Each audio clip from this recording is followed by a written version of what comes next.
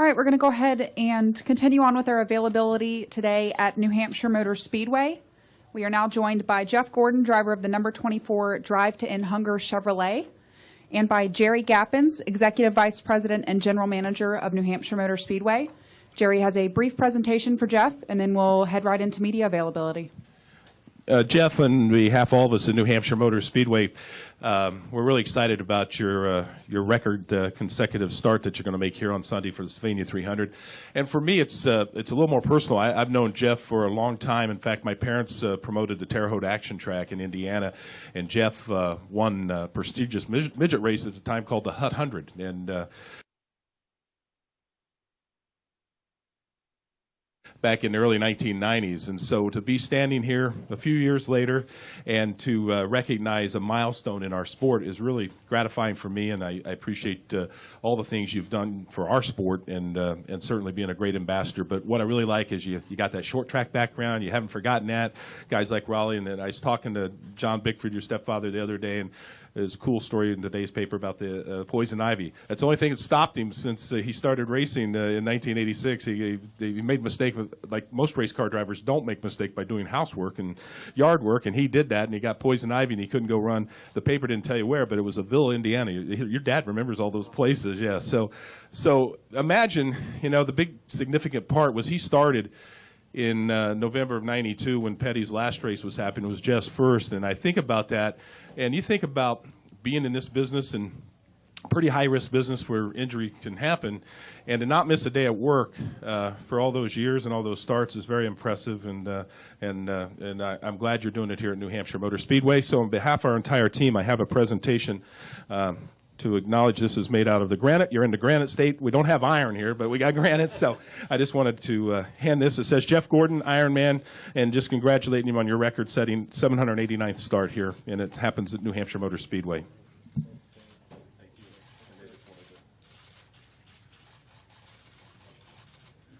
And then the other thing, we did a commemorative coin. It's got our 25th anniversary on the back, and then it's got your car number to commemorate the date, and I gave some of those to John to give to your team. Yeah, so thank you. Already been seeing these from the fans, so thank you very much. Well, Jerry, thank you. I wouldn't say I didn't miss a day of work. If you talk to a few of my crew chiefs, they might disagree that I missed maybe a day or so of work, but never miss a race, and it means a lot to me to do this weekend. Of course, I'm a little bit superstitious. I'd rather talk about this after we actually take the green on Sunday. But this track has meant a lot to me over the years. I mean, I came here before I was in Cup, and to be a part of those first days here at New Hampshire, and how this track, really changed the face of NASCAR in many ways, and attracted so many of the fans that we already knew existed up here in the Northeast, but took it to a whole nother level, and then to see their avidness still, be so passionate about what we do, and when we come up here and see the great crowds, means a lot, and I've had some great success on the track here as well, so I look forward to getting that green flag on Sunday, and thank you very much for the award. We'll put a bubble around you until then. Yes, please do. Actually, if you just want to put the bubble around me throughout the whole race, I'd be happy with that. All right, we'll go ahead and continue with media availability. Jeff, you touched a little bit on the Ironman milestone and what New Hampshire means to you. Moving forward, looking at the chase, coming off race number 1 of the Challenger round, talk about your outlook for this weekend. Well, obviously, that was the most laps I think we've led, other than maybe at Martinsville this entire year. Certainly the most we've led on a mile and a half. So very encouraged with the team's efforts and the race car, and so much about what we do out there, especially as drivers, is having confidence, but also throughout the team, crew chief, you got to have confidence. And these last couple of weeks have built our confidence up. That's been knocked down this year. Richmond was one of our most solid races that we put together all year long. If you just look at pit road and restarts and just the way the car ran, the adjustments, communication, and then to follow that up with Chicago and that strong of a race car, even though it didn't end the way we wanted it to, our confidence is high, and that's going to help us this weekend. you know, the qualifying run that we made looked pretty good. So we've got to get through qualifying and see how we can evaluate what we have for tomorrow. But when we hit it at this track, anything is possible for us, and we feel like we're peaking at the right time. Certainly, doing it in the chase, in the beginning of the chase, is important. But we can't afford to have things happen like what happened, you know, in that last restart. I can't do that here on Sunday with 10 to go. So, lesson learned, hopefully. All right, and with that, we'll go ahead and open it up for questions. Please state your name and affiliation. We'll start up front with Jared and then go to Bob. Yeah, Jared Turner, FoxSports.com. Jeff, I'm wondering, looking at the incident last weekend with Jimmy and Kevin, if Kevin had hit you, would you have hit him back? And then my other question is, what's your understanding of NASCAR's policy on closed fists? Because in the past we've seen guys be penalized for throwing punches, but a penalty was not. Did he hit him? I wouldn't call that a hit. You call that a hit? You don't think so? I thought it was a kind of a shove hit. Yeah, maybe so. It was a closed fist, but Okay. wanted to get your take on NASCAR's policy. And I wouldn't call that a hit. Okay. But I don't know what their policy is. I have no idea what their policy is. Don't want to know. Okay. I wasn't in that situation, so you know, you don't know how you're going to react in those situations until you're in them. Mm-hmm. You know, I think we all agree that maybe Jimmy should wait a little bit longer before he approached Kevin on that one. You know, but I think, you know, when I look at Jimmy, you know, his sincerity of trying to patch things up with somebody I believe he respects on the track and try to at least, you know, give his side of it is admirable. It just maybe was off on the timing. And then I go to the flip side of Kevin. I can completely understand the frustration and anger that would be built up in a situation like that.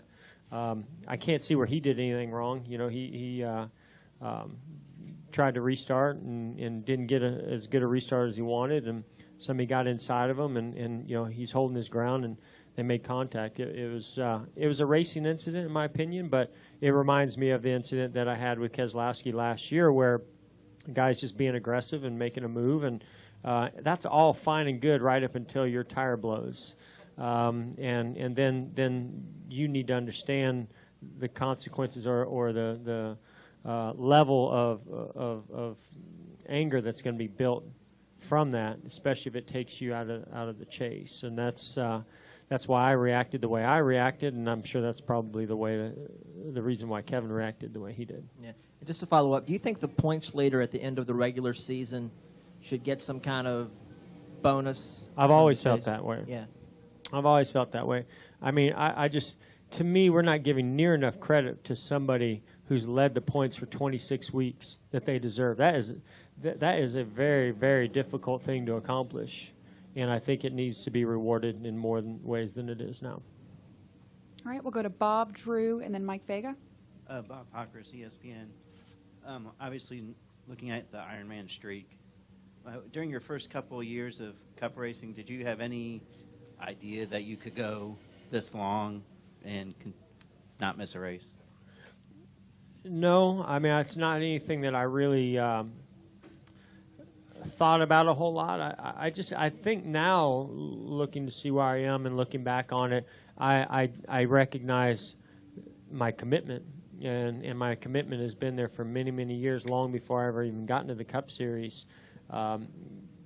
You know, you have to understand, if you're a sprint car racer, you're racing 100 times a year. So coming into the Cup level, you know, and racing 30 times a year, now 38 times a year, you know, and it's a lot more work that goes into 38 weeks than what went into 100 races in a sprint car. But still, to me, if there was a race and I was scheduled to do it, then I was going to do everything that I could to be healthy and to be focused and to give it 100%. And I think just by having that mindset and that effort, that's what got me here. It's not that I was looking at, hey, I want to set an Ironman record or anything like that. I honestly, when I remember when Ricky Rudd did that, and Terry Labonte and other guys that had these incredible records and streaks, I thought, man, they are old. I'll never be around long enough to set that record or do anything and achieve that. and now here I am, so I'm old too, but now I appreciate what those guys did and the effort that they put into it and the commitment. All right, we'll go to Drew and then over to Mike. Jeff, Drew Bonner from the Concord Monitor. Can you just talk about your approach for these races? I mean, do you think, do you look at it race by race, we need to do this at Chicago, we need to do this at Loudon, we need to do this at Dover, or is it more in general, what's working, what isn't, and does that change from the first 26 races of the season? Man, nothing's ever changed for me for the last 39 years, however long I've been racing. I mean, you go out and you try to make the car go as fast as you can, and now that it's such a team sport at this level, you communicate the best you can of what you're feeling inside the car back to the crew chief and the team to make adjustments to try to make the car go faster. And then once the green flag drops, your role is to get the most out of it, not to make mistakes. That's to me what the other guys' role on the team is as well. And so that's never changed, and the approach somewhat changes in how we have meetings and debriefs and talk about cars and how the crew chiefs are planning out the schedule of cars for what tracks and wind tunnel testing and computer simulation and some of those things.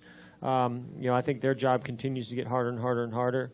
I think the competition on the track gets tougher and tougher, so that part of the job maybe has changed slightly, but how I go about it has never changed for over all the years. I've never, unless I had a big lead in the points under the old format, and I was like, okay, we just got to survive here, get past this, have a good finish here, do this, and I hate racing like that. You're protecting and all that. It was a terrible way to go about it. And every time we ever did, I felt like we only lost points instead of just going out there saying we got to win. If we can't win, we get the best finish we can. And to me, that's what you have to do every week throughout the chase. All right, we'll go to Mike. Jeff, Mike Vega, Boston Globe. As you look at that beautiful trophy there, you reflect upon that and its meaningfulness to you, how closely intertwined that is with this track, it being the 25th anniversary, and you being the only guy who's in this field who started every single race here. When you think about that accomplishment, I mean, how special does it become, your relationship with this track? Well, it's just not just the track. The track is certainly significant. When I think back to throughout my career, we've had some big wins here and big moments here, and I think it's contributed towards success I've had in this sport. So, and I've always enjoyed it. And I'm happy that it's happening here. This is a cool track, and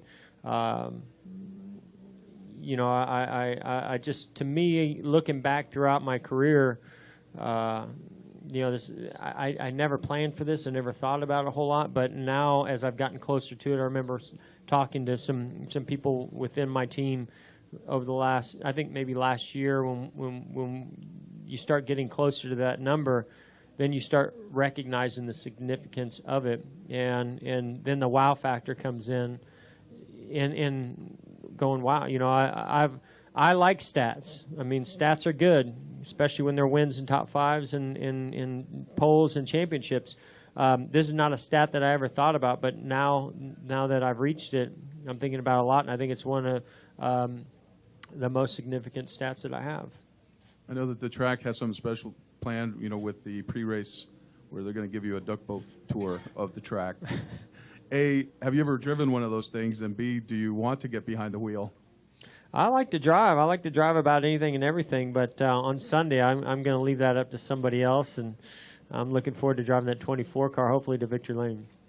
All right, we'll go to Jamie, Dustin, and finish up with Holly. Jamie Staten from WMUR-TV. Along the same lines of looking back at your career here, can you just name one or two specific memories, good or bad, that jump into your mind right away?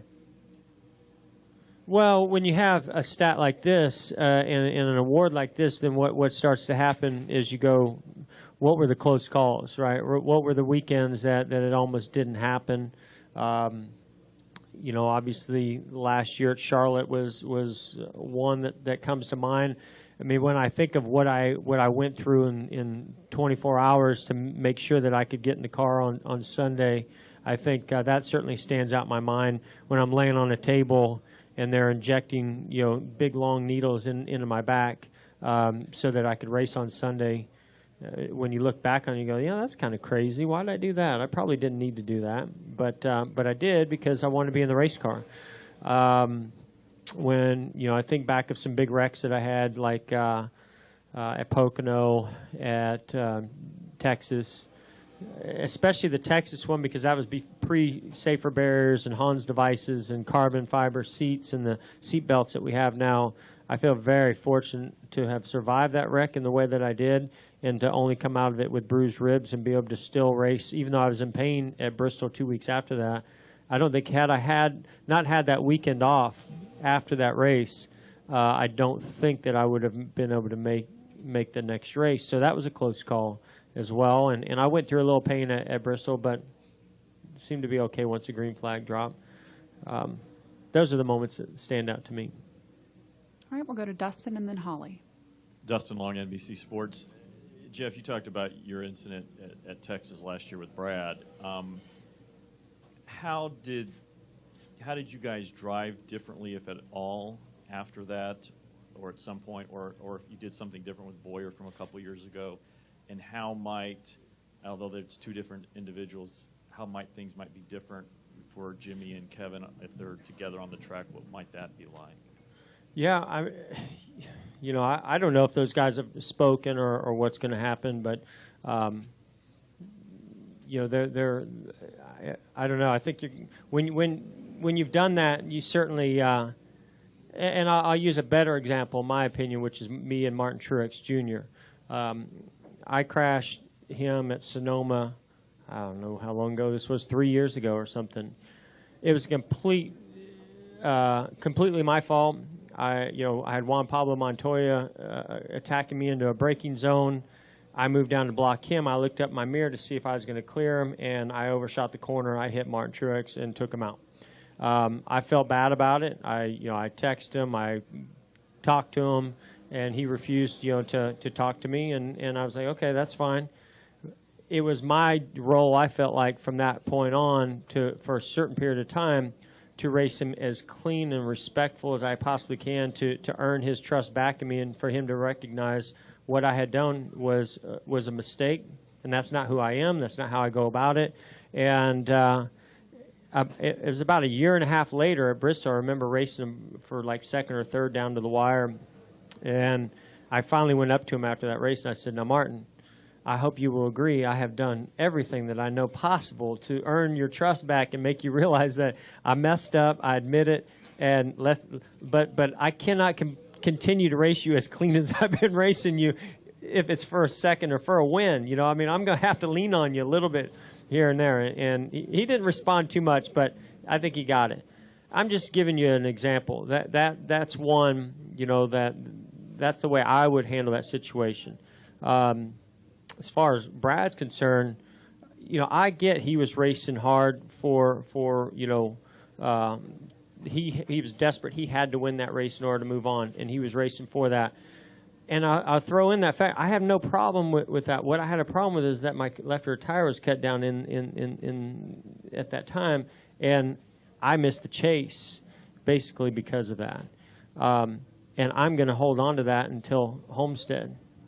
I mean, that's so. That's the way it works. That's. I'm not saying that I owe him that or a payback, but if I'm in the same situation, I can guarantee I'm going to do exactly the same thing that he did, and I'm not going to think twice about what it does to him. I'm not searching for that. It's there. I have no idea how Kevin and Jimmy are going to handle that situation. And that's different too, I'm guessing, because I haven't talked to Jimmy yet, but in your example of Mark, you said, look, I was to blame. Right. I'm guessing Jimmy doesn't necessarily feel he's as much to blame in that incident, so he might not feel the same way to be. You have to ask Jimmy and Kevin about that. I cannot speak for them. All right, we'll finish up with Holly. Holly Kane, NASCAR.com. It's funny that you say that about Ricky and Terry. They seem so old. I talked to Ricky Rudd yesterday, and he said, my God, Jeff seems so young to have done this.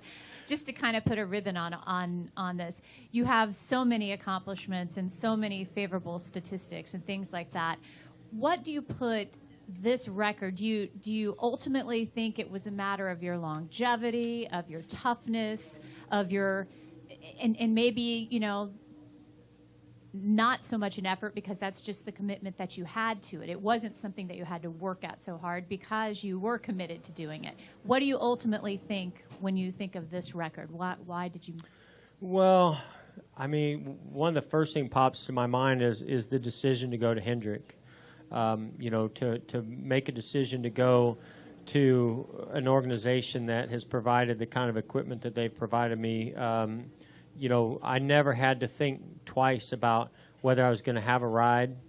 It was how good of a performance or result are we going to get that day.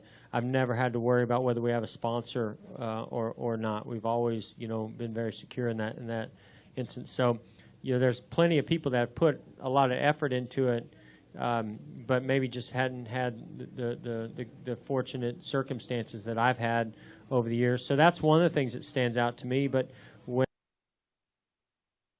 when I think of, and I don't know, you know, I think there. I was talking to Matt Kenseth about. I think he's next in line, but he's several hundred behind me. You know, I'll be curious. I don't know the full significance of this in today's more modern era versus, say, with Ricky. I certainly didn't go through what Ricky did. I mean, the things that he did to make it into a race makes my needles in my back look like nothing. But I'm curious to see what happens with the more modern era, you know, of safer cars, safer racetracks, and how that affects what drivers do in the future. Will they not race as long and they don't get to it, or will they blow this number out of the water and it won't even be significant? I don't know. All right, Jeff, thanks for Thank you. joining us. Yeah, appreciate it. Good luck this weekend.